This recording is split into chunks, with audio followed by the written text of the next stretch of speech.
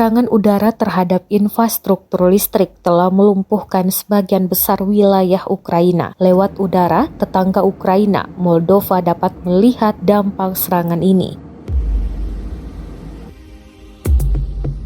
Sebuah rekaman beredar di Twitter pada Jumat 16 Desember 2022 memperlihatkan seorang penumpang pesawat sipil merekam penampakan kepulan asap tebal. Dalam keterangan unggahan disebutkan, inilah hasil kedatangan roket di fasilitas energi di Ukraina, dilihat dari jendela pesawat yang terbang di atas Moldova.